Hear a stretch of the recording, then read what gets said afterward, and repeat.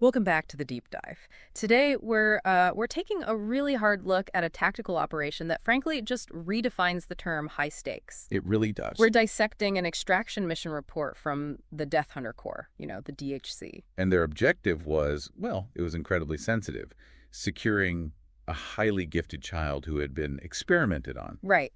And for you listening, this isn't just a story.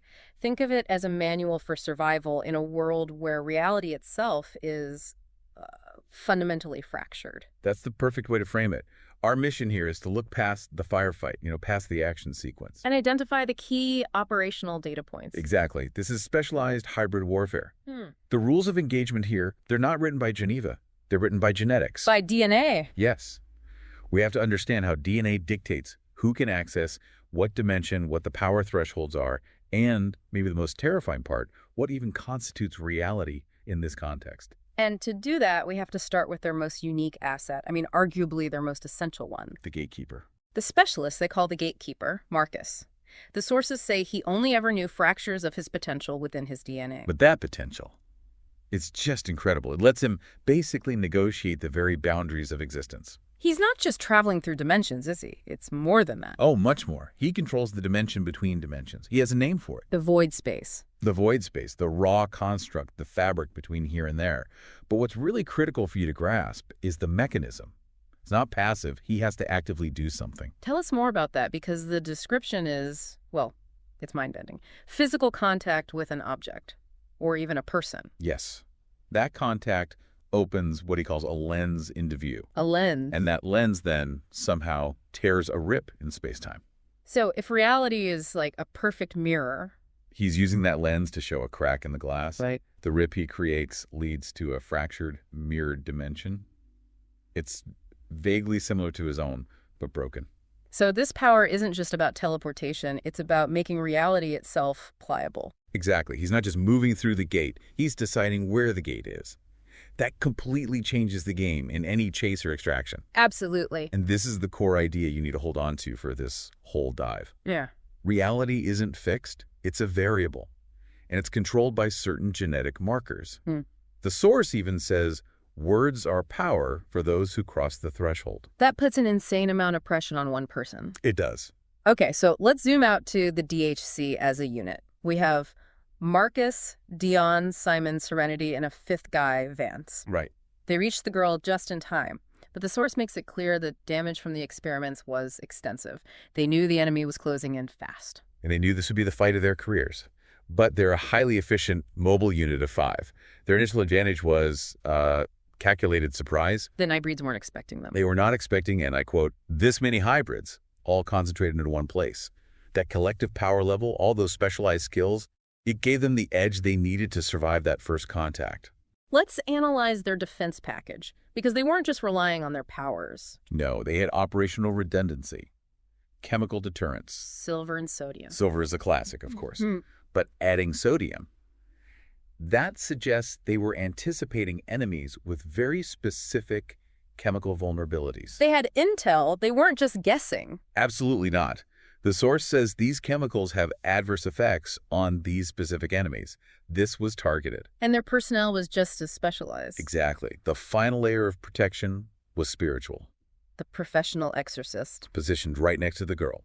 So if the threat is physical, you have the hybrid fighters. If it's chemical, you have the compounds.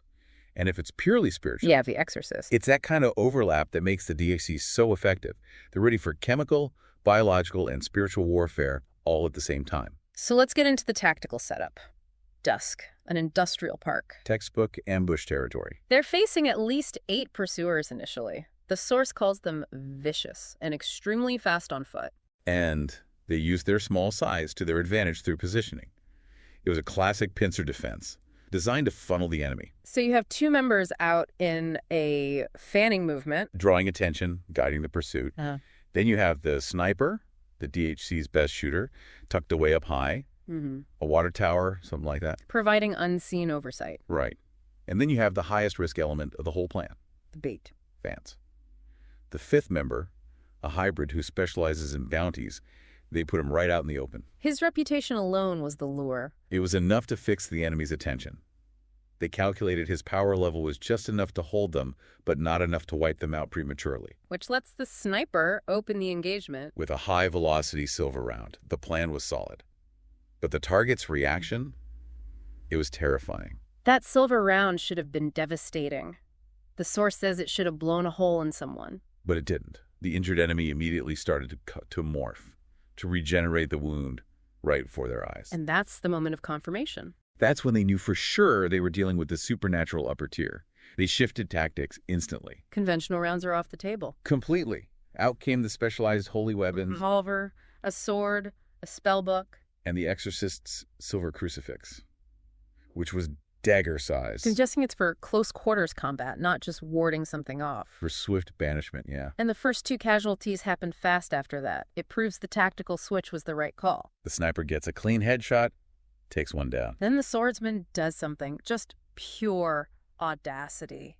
He lunges through a window and splits a target in half. And that second kill gives us our first crucial piece of taxonomy. The target just dissolves. Fizzled out of existence is the quote, like a fast-burning flame. It was identified as a terror demon. Successfully banished from the realm. And that banished part is key. They didn't just kill it, they expelled it from their dimension entirely. It's just a temporary victory, not a permanent one. Okay, so that brings the count to 5 on 5. But the source says they were still operating with a handicap. And I want to pause there, because 5 specialized hybrids against 5 Nightbroods. Why a handicap? Good question. It's because of the nature of the remaining 5, and the environment was turning against them. Dusk was over. The moon was almost full. An amplifier, a massive one. And the remaining pursuers weren't just Nightbreeds, they were hybrid Nightbreeds. Combining the worst of both worlds. Exactly. And now they were fully mutated, driven by this heightened thirst for blood.